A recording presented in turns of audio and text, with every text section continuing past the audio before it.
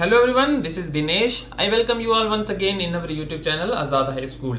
आज का हमारा वीडियो है क्लास 6th के स्टूडेंट्स के लिए फ्रॉम देयर सब्जेक्ट मैथमेटिक्स। आज हम मैथमेटिक्स की एक्सरसाइज 7.3 के क्वेश्चन नंबर 1 से लेके 4 तक पढ़ेंगे। तो चलिए शुरू करते हैं क्वेश्चन नंबर 1 से सॉल्व करना। The question number 1 is right the fractions are all this fractions are equivalent. यहां पे आपको कुछ पिक्चर्स दी गई हैं, इन पिक्चर्स को आपने फ्रैक्शन की फॉर्म में लिखना है। कैसे लिखेंगे? जैसे फर्स्ट पार्ट का जो सॉल्यूशन आएगा वो किस तरह से लिखना है आपने? Solution for the first one. सबसे पहले आपने पिक्चर को ध्यान से देखना है। जैसे यहाँ पे एक सर्कल दिया गया है और उस सर्कल को सेंटर में से डिवाइड किया गया है, तो मीन्स ये सर्कल जो है वो कितने पार्ट के अंदर डिवाइडेड है? 2 पार्ट्स के अंदर डिवाइडेड है और एक पार्ट को शेड किया गया है, यानी कि एक पार्ट जो है वो शेडेड पोर्शन है। तो यहां पे हम फर्स्ट पार्ट के लिए क्या लिखेंगे? Shaded portion. शेडेड पोर्शन कितना है? 1 है। एंड टोटल पार्ट्स, और टोटल पार्ट्स कितने हैं? इस सर्कल कितने पार्ट के अंदर डिवाइडेड है? 2 पार्ट्स के अंदर। ये फर्स्ट पार्ट और ये सेकंड पार्ट, तो 2 पार्ट्स के अंदर डिवाइडेड है, तो क्या लिखेंगे? 2। तो देयरफॉर रिक्वायर्ड फ्रैक्शन, तो रिक्वायर्ड फ्रैक्शन क्या बन जाएगी हमारी? रिक्वायर्ड फ्रैक्शन का फॉर्मूला होता है शेडेड पोर्शन, जो शेडेड पोर्शन होगा आपका, divided by total number of parts, divided by total parts. तो क्या बन जाएगा? इक्वल टू शेडेड पोर्शन कितने हैं? 1, तो आएगा 1 न्यूमरेटर में, और डिनोमिनेटर में टोटल पार्ट्स कितने हैं? 2 हैं। तो ये फ्रैक्शन बनेगी आपकी। फर्स्ट का आंसर क्या आएगा? 1/2। ठीक है। सेकंड के लिए देखते हैं, सेकंड में क्या आएगा? सेकंड में शेडेड पोर्शन कितने हैं? शेडेड पोर्शन, शेडेड पोर्शन देखिए, अब ये जो पिक्चर है, सर्कल है, अब ये यहाँ पे बीच सेंटर में भी लाइन है और इस साइड में भी लाइन है, तो ये पिक्चर जो है वो 4 पार्ट के अंदर डिवाइडेड है। 1 2 3 4 पार्ट में डिवाइडेड है। और शेडेड पोर्शन कितने हैं? 2 पार्ट, 2 पार्ट जो है वो शेडेड है, एक ये और एक ये दोनों पार्ट जो है वो शेड किए गए हैं। तो शेडेड पोर्शन कितना आ जाएगा? 2।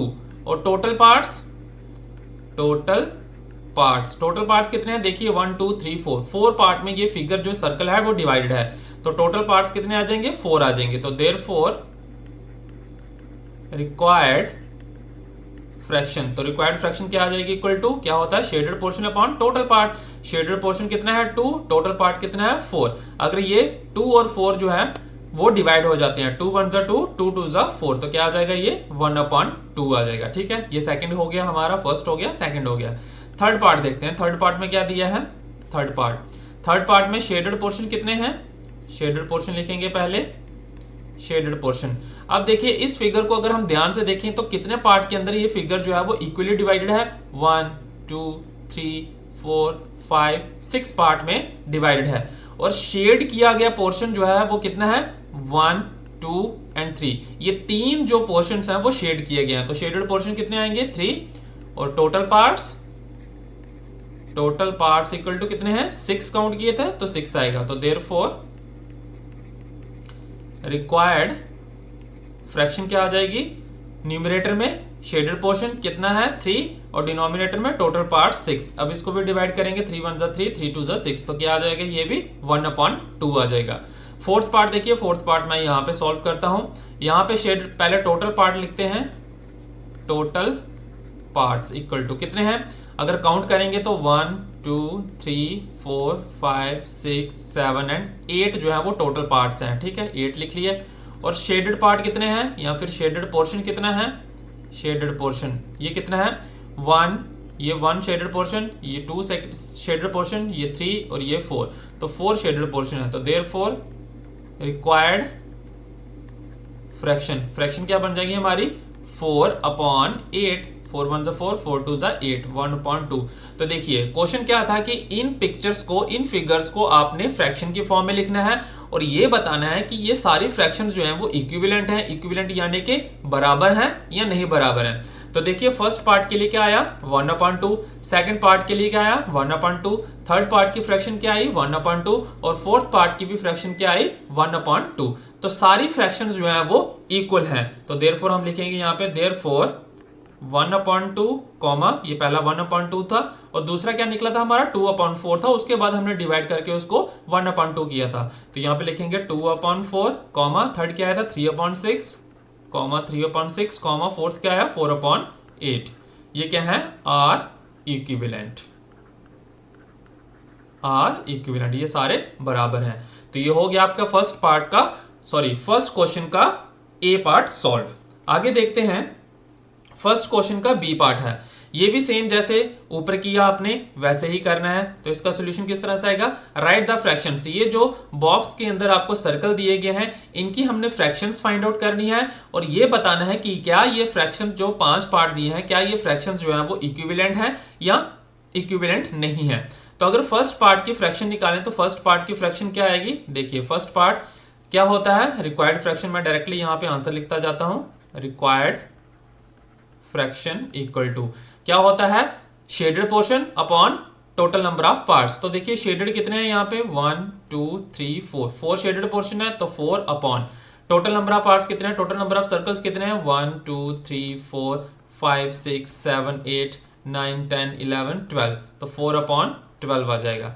अगर इसको फर्दर डिवाइड करें तो 4 1 4 4 3 12, तो 1/3 आ गया। उसी तरह सेकंड पार्ट यहां पे करते हैं, रिक्वायर्ड फ्रैक्शन इक्वल टू क्या आ जाएगा, पहले शेडेड पोर्शन देखिए कितने हैं 1 2 3, तो 3 आ जाएगा न्यूमरेटर में upon total number of parts कितने हैं 1 2 3 4 5 6 7 8 9, तो टोटल नंबर ऑफ पार्ट्स 9, 3 1 3 3 3 9, तो ये भी आ गया 1/3।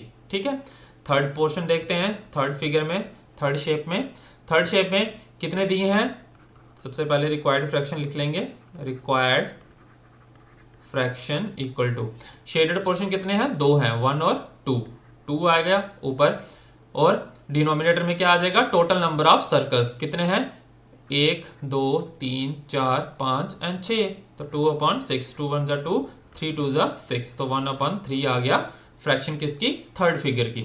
आगे फोर्थ की देखिए, फोर्थ की क्या आएगी, रिक्वायर्ड फ्रैक्शन, फोर्थ फिगर को जो फ्रैक्शन बनेगी वो क्या बनेगी, रिक्वायर्ड फ्रैक्शन। टोटल कितने नंबर ऑफ पार्ट्स हैं 3 है और एक ही शेडेड पोर्शन है, तो 1 अपॉन टोटल कितने हैं 3, तो 1/3 आ गया इसका। और फिफ्थ कितना है, फिफ्थ में देखिए रिक्वायर्ड फ्रैक्शन, फिफ्थ में रिक्वायर्ड फ्रैक्शन क्या बनेगी, टोटल शेडेड पोर्शंस कितने हैं 1 2 3 4 5 6, ये शेडेड पोर्शन है 6 upon total number of parts देखेंगे 1 2 3 4 5 6 7 8 9 10 11 12 13 14 15, तो 6/15। अब इसको डिवाइड करेंगे अगर फर्दर हम 3 के साथ, तो 3 2 6 एंड 5 3 15, इसके आगे डिवाइड नहीं होता, तो ये क्या आया 2/5।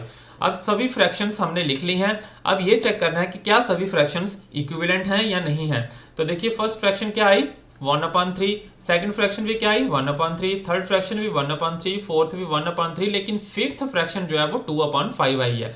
तो फिफ्थ फ्रैक्शन जो है वो बाकी वालों के साथ मैच नहीं कर रही है, तो यहाँ पे हम लिख लेंगे देयरफॉर, जो फर्स्ट आपने निकाला था therefore 4/12 comma 3/9 comma 2/6 comma 1/3 comma 6/15 are not equivalent. ये इसका आंसर आ गया फर्स्ट क्वेश्चन के बी पार्ट का। आगे बढ़ते हैं क्वेश्चन नंबर 2 की ओर। The question number 2 is right the fractions, are all this fractions equivalent. यहां पे भी ये पिक्चर्स दी गई हैं आपको, A B C D E ऊपर दिया है और नीचे दिया 1 2 3 4 5। अब इन सब की हमने पहले फ्रैक्शंस लिखनी है और फ्रैक्शंस लिखने के बाद ये बताना है और ऑल दिस फ्रैक्शंस इक्विवेलेंट, क्या ये सभी फ्रैक्शंस जो हैं वो इक्विवेलेंट हैं एक दूसरे के साथ। मींस जो यहाँ पे फ्रैक्शंस हैं इनको हमने मैच करना है इन फ्रैक्शंस के साथ, इन फिगर्स के साथ। ठीक है, तो सबसे पहले हम फर्स्ट रो की फ्रैक्शंस फाइंड आउट करेंगे। तो यहाँ पे सोल्यूशन लिखता हूं मैं, सबसे पहले फ्रैक्शंस ऑफ फर्स्ट रो, यानी कि इस रो की जो A B C D E तक जो फिगर्स हैं, जो शेप्स हैं, इनकी सबसे पहले हम फ्रैक्शंस फाइंड आउट करेंगे। तो देखिए यहाँ पे मैं इसका शॉर्ट में यहाँ पे लिखते जाता हूँ ए पार्ट की फ्रैक्शन क्या बनेगी, ये टोटल एक फिगर है, एक रेक्टेंगल है, उसको दो पार्ट के अंदर डिवाइड किया गया और शेडेड पोर्शन कितना है, एक है। तो शेडेड पोर्शन एक है upon total number of parts कितने हैं, 2 हैं, तो 1/2 बन जाएगा। ठीक है, बी पार्ट देखते हैं इसका। बी पार्ट क्या आएगा, देखिए यहाँ पे बी पार्ट कितने, टोटल नंबर ऑफ पार्ट्स कितने हैं, 1 2 3 4 5 6, तो 6 आएगा आपका नीचे। और शेडेड पोर्शन कितने हैं, 1 2 3 4, 4 शेडेड पोर्शन है, तो 4/6। इसको हम फर्दर डिवाइड कर सकते हैं, 2 2 जा 4, 3 2 जा 6, तो क्या आ जाएगा ये 2/3 आ जाएगा। ठीक है, सी पार्ट देखते हैं। सी पार्ट में क्या आएगा, सी पार्ट टोटल फिगर्स जो है वो कितने पार्ट के अंदर डिवाइडेड है, काउंट करेंगे 1 2 3 4 5 6 7 8 9 पार्ट में डिवाइडेड है, तो डिनोमिनेटर में 9 लिख लेंगे और न्यूमिनेटर में क्या आएगा, जो शेडेड पोर्शन होगा। तो शेडेड पोर्शन देखिए कि ये है 1 2 एंड 3 शेडेड पोर्शन हैं, तो 3 3 1 जा 3 3 3 जा 9, तो क्या बन गया, ये 1/3 बन गया सी पार्ट के लिए।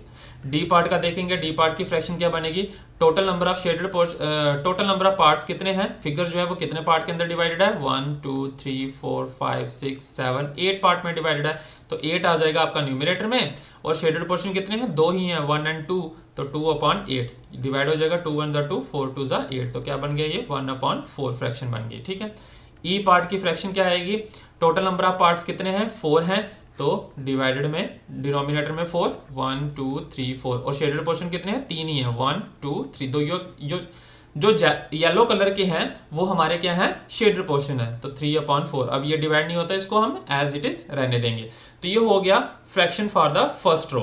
अब यहां पे करेंगे फ्रैक्शन ऑफ, नीचे fraction of second row. Second row की फ्रैक्शंस हम कैलकुलेट करेंगे। तो सेकेंड रो में फर्स्ट पार्ट जो दिया है वो क्या दिया है, 1 2 3 4 5 6 7 8 9, टोटल नंबर ऑफ पार्ट्स कितने हैं, 9 नीचे लिखेंगे। और शेडेड पोर्शन कितने हैं, यानी कि येलो कलर वाले जो पोर्शंस हैं वो कितने हैं, 1 2 3, तो 3/9, 3 1 जा 3 3 3 जा 9, तो 1/3 के साथ ये फ्रैक्शन बन जाएगी। आगे सेकेंड पार्ट देखिए, सेकेंड पार्ट में क्या आएगा, सेकेंड पार्ट है टोटल नंबर ऑफ पार्ट्स कितने हैं, इस फिगर के 4 पार्ट्स हैं, तो डिनोमिनेटर में 4, और येलो कलर का पार्ट कितना है, शेडेड पार्ट कितना है, वो 2 है, तो 2/4, 2 1 जा 2 2 2 जा 4, तो ये क्या बन गया, 1/2 बन गया। आगे थर्ड पार्ट देखेंगे, थर्ड पार्ट क्या दिया है, टोटल नंबर ऑफ पार्ट्स कितने हैं, यानी कि फिगर जो है वो कितने पार्ट के अंदर डिवाइडेड है, तो ध्यान से देखेंगे, अगर 1 2 3 4 5 6 7 8 पार्ट में डिवाइडेड है, तो डिनोमिनेटर में 8, और शेडेड पोर्शन यानी कि येलो कलर वाला पोर्शन जो है वो कितना है, वो कितने हैं, 1 2 3 4 5 6, तो 6 हैं। अब 2 से डिवाइड करेंगे, 3 2 जा 6 4 2 जा 8, तो क्या आ गया, ये 3/4 आ गया। आगे देखिए फोर्थ पार्ट, फोर्थ पार्ट क्या दिया है, टोटल नंबर ऑफ पार्ट्स कितने हैं इस फिगर के, 1 2 3 4 5 6, तो डिनोमिनेटर में 6, और न्यूमिनेटर में जो येलो कलर का पार्ट है कितने हैं, 1 2 3 4, तो 4/6, 2 2 जा 4 3 2 जा 6, तो ये क्या आ गया, 2/3। अब लास्ट बचा फिफ्थ पार्ट। फिफ्थ पार्ट देखिए क्या आएगा, फिफ्थ पार्ट कितने पार्ट में डिवाइडेड है फिगर, ये 1 2 3 4 5 6 7 8 पार्ट में डिवाइडेड है, तो 8 डिनोमिनेटर में लिखेंगे, और शेडेड पोर्शन कितने हैं, 2 हैं, तो 2 1 जा 2 4 2 जा 8, तो ये क्या आ गया, 1/4 आ गया। अब देखिए सबकी फ्रैक्शंस हमने निकालनी है, अब इनको मैच करना है, जो रो 1 है उसको हमने मैच करना है विद द रो 2 के साथ। तो किस तरह से मैच करेंगे, देखिए इसका जो सेकंड नेक्स्ट पार्ट है वो हम कुछ इस तरह से लिखेंगे, पेयर बनाएंगे इसके। तो यहाँ पे मैं पेयर्स लिखूंगा, आपने इसको बुक के ऊपर अच्छे से लिखना है, ठीक है। यहाँ पे स्पेस नहीं है तो मैं इसको यहाँ पे लिख रहा हूँ। तो पेयर्स किस तरह से बनेंगे, ए पार्ट जो है वो किसके साथ मैच कर रहा है, इक्वल टू ये जो ए पार्ट था हमारा, ए पार्ट क्या आया था, 1/2। अब बी पार्ट में जो सेकंड रो है वो किसके साथ मैच कर रहा है, 1/2, देखिए ये सेकंड के साथ, क्योंकि सेकंड भी कितना आया हमारा, 1/2 आया, ये भी 1/2, ये भी 1/2, तो ए पार्ट जो है वो सेकंड के साथ मैच करेगा। आगे देखिए बी पार्ट, बी पार्ट में क्या आया है, बी पार्ट में आया है 2/3, तो सेकंड रो में किसके साथ, किसका फ्रैक्शन जो है वो 2/3 आई है, तो ध्यान से देखेंगे यहाँ पे ये 2/3 आई है, किसकी फ्रैक्शन 2/3 आई है, फोर्थ फिगर की, तो इक्वल टू ये करेंगे फोर्थ, ठीक है। उसके बाद सी पार्ट, सी पार्ट में क्या आया है, फ्रैक्शन 1/3 फ्रैक्शन आई है, तो सेकंड रो में 1/3 फ्रैक्शन किसकी आई है, फर्स्ट फिगर की आई है, तो सी पार्ट जो है वो फर्स्ट के साथ मैच करेगा। उसके बाद डी पार्ट, डी पार्ट में क्या है, 1/4, 1/4 सेकंड रो में कहाँ पे आया है, यहाँ पे फिफ्थ फिगर में, तो डी पार्ट जो है वो फिफ्थ के साथ मैच करेगा। एंड ई पार्ट में क्या है 3/4, तो 3/4 कहाँ पे आया, यहाँ पे कौन सी फिगर के साथ, थर्ड फिगर के साथ, तो ई पार्ट जो है वो मैच करेगा थर्ड फिगर के साथ, तो ये पेयर बन जाएंगे, मींस ये आपकी इक्विवेलेंट फ्रैक्शंस होगी, ठीक है। ए पार्ट जो है वो सेकंड पार्ट के साथ इक्विवेलेंट फ्रैक्शन में है, बी फोर्थ के साथ मैच कर रहा है, सी फर्स्ट के साथ, डी फिफ्थ के साथ एंड ई पार्ट थर्ड के साथ। तो ये हो गया हमारा क्वेश्चन नंबर 2 सॉल्व। आगे बढ़ते हैं क्वेश्चन नंबर 3 की ओर। The question number 3 is replace this box in each of the following by the correct number. कुछ नीचे फ्रैक्शंस दी गई हैं, उन फ्रैक्शंस में एक बॉक्स दिया गया रहेगा, उस बॉक्स के अंदर आपने नंबर को, करेक्ट नंबर कौन सा आएगा वो हमने फिल करना है। जैसे ए पार्ट दिया है आपको 2/7 इक्वल टू 8 अपॉन, यहाँ पे बॉक्स दिया गया। अब इस बॉक्स के अंदर कौन सा नंबर आएगा, कौन सा करेक्ट नंबर आएगा, तो वो किस तरह से सॉल्व करेंगे हम, इसका सोल्यूशन देखिए। सबसे पहले जो आपको पूरी फ्रैक्शन दी हुई है, यहाँ पे आपको न्यूमिनेटर में दिया है, यहाँ पे आपको डिनोमिनेटर में दिया है, वो हम ले लेंगे। तो वो क्या कौन सा है 2/7 इक्वल टू, अब देखिए 2/7 को हम, अब यहाँ पे हमने क्या लाना है 8 लाना है, इस साइड में हमने 8 लाना है। तो 8 लाने के लिए मुझे इस 2 नंबर को किसके साथ मल्टीप्लाई करना पड़ेगा, तो किसके साथ मल्टीप्लाई करना पड़ेगा, मुझे 2 को 4 के साथ मल्टीप्लाई करना पड़ेगा, मींस न्यूमरेटर को 4 के साथ मल्टीप्लाई करना पड़ेगा। अगर न्यूमरेटर को 4 के साथ मल्टीप्लाई करना पड़ेगा तो 7 को भी, डिनोमिनेटर को भी 4 के साथ मल्टीप्लाई करना पड़ेगा। तो क्या आ जाएगा इसका आंसर, तो देखिए हम इसमें क्या लिखेंगे, ये आप रहने दीजिए, 2/7 multiply numerator and denominator by 4, multiply कीजिए न्यूमरेटर और डिनोमिनेटर को 4 के साथ, तो क्या बन जाएगा, therefore this means 2/7 equal to 2 multiply 4/7 multiply 4 equal to 2 को भी, 2 क्या है न्यूमरेटर में है, 7 कहाँ पे है डिनोमिनेटर में, तो न्यूमरेटर को 2 को भी 4 के साथ मल्टीप्लाई करना है और डिनोमिनेटर में 7 को भी 4 के साथ मल्टीप्लाई करना है। जिसके साथ आप मल्टीप्लाई करेंगे, डिवाइड करेंगे, उसी के साथ आपने न्यूमरेटर में, डिनोमिनेटर में मल्टीप्लाई करनी है और डिवीजन करनी है। अब यहाँ पे हम मल्टीप्लिकेशन कर रहे हैं न्यूमरेटर में, तो वही नंबर के साथ आपने डिनोमिनेटर में मल्टीप्लिकेशन करनी है। तो देखिए क्या बन जाएगा, ये 2 4 8 अपॉन 7 4 28। तो यहाँ पे राइट हैंड साइड में क्या था, 8 था, 8 आ गया, और यहाँ पे हमने फिल करना, तो यहाँ पे कौन सा नंबर आया 28 नंबर आया, तो ये बॉक्स के अंदर 28 नंबर आएगा। इस तरह से हमने इस क्वेश्चन को सॉल्व करना है। आगे बी पार्ट देखते हैं और आपको अच्छे से समझ आ जाएगा। बी पार्ट में दिया है 5/8 इक्वल टू 10 ये बॉक्स आपने फिल करना है। तो सोल्यूशन देखिए इसका, तो सबसे पहले हम क्या करेंगे, multiply numerator and denominator bye, कौन से नंबर के साथ हम न्यूमरेटर को मल्टीप्लाई करें कि नंबर 10 आ जाए, मींस इस 5 को हम किसके साथ मल्टीप्लाई करें कि हमारा 10 बन जाए। तो 5 को किसके साथ मल्टीप्लाई करना पड़ेगा हमें, 2 के साथ, क्योंकि 5 2 क्या होता है 10, तो वाई 2 के साथ करेंगे। तो देखिए दिस मीन्स यहाँ पे आ जाएगा 5/8 इक्वल टू 5 को 2 के साथ मल्टीप्लाई। अब अगर 5 को 2 के साथ मल्टीप्लाई करना है, यानी कि न्यूमरेटर को अगर 2 के साथ मल्टीप्लाई करना है, तो डिनोमिनेटर को भी आपको 2 से मल्टीप्लाई करना पड़ेगा। तो क्या बन जाएगा 5 2 10 अपॉन 8 2 16। तो बॉक्स के अंदर क्या आ गया आपका 16, तो यहाँ पे बॉक्स के अंदर आपने क्या भरना है 16 लिखना है। ठीक है, ये हो गया क्वेश्चन नंबर 3 का बी पार्ट सॉल्व। आगे सी पार्ट देखिए, सी पार्ट क्या दिया है 3/5 इक्वल टू, अब न्यूमरेटर में बॉक्स दिया है और डिनोमिनेटर में 20 नंबर दिया है।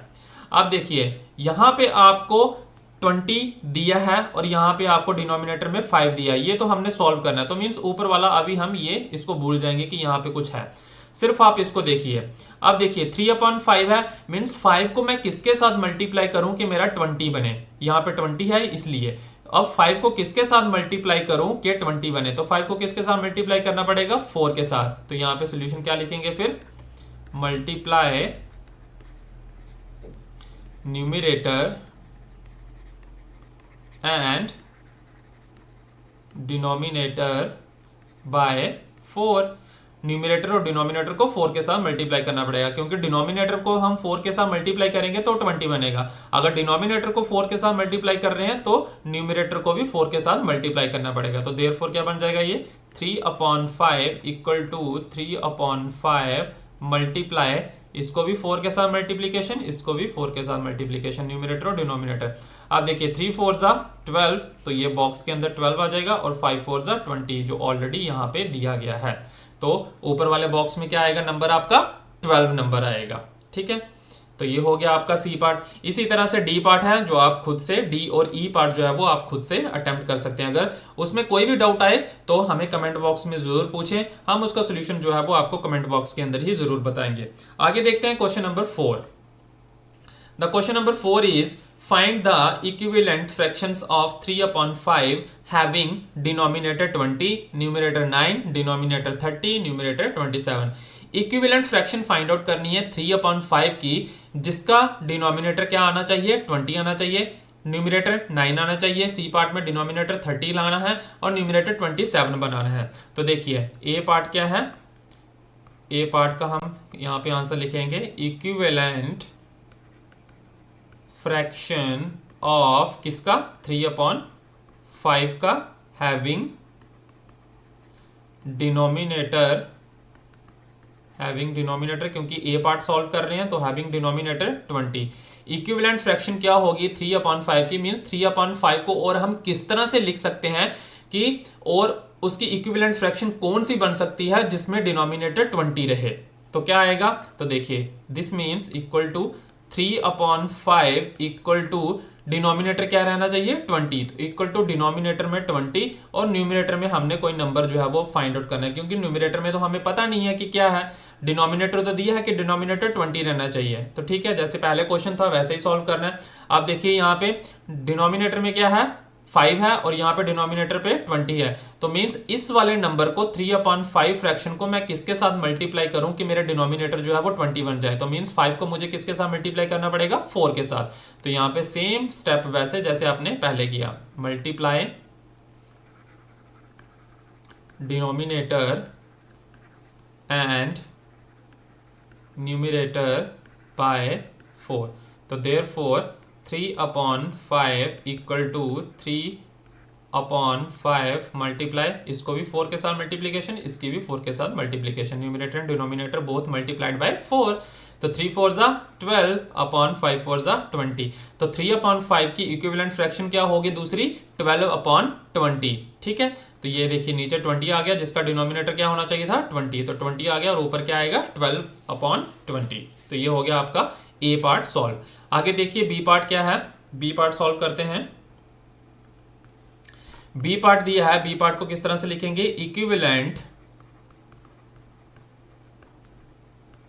इक्विवेलेंट फ्रैक्शन ऑफ 3/5 हैविंग, अब क्या है, हैविंग न्यूमरेटर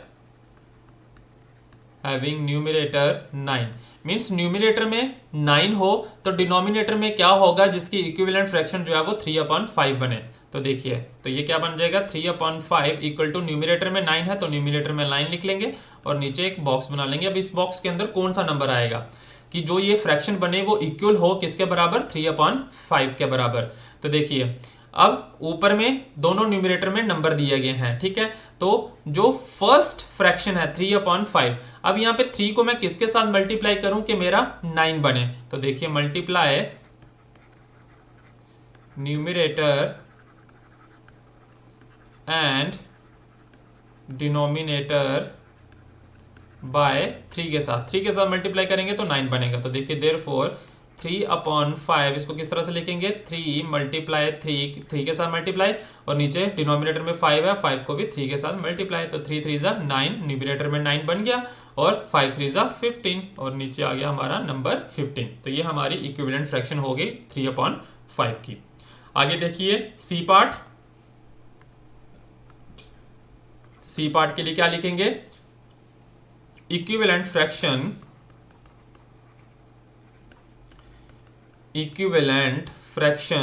ऑफ 3/5 इसकी हैविंग क्या दिया है, having denominator 30।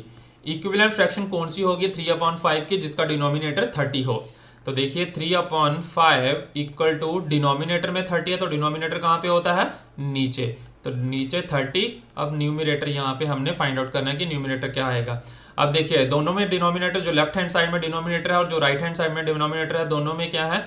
Left hand side में 5 है और राइट हैंड साइड में 30 है। तो मीन्स लेफ्ट हैंड साइड वाले न्यूमिनेटर को मैं किसके साथ मल्टीप्लाई करूं कि 30 बने? 6 के साथ। तो यहां पे लिखेंगे हम मल्टीप्लाई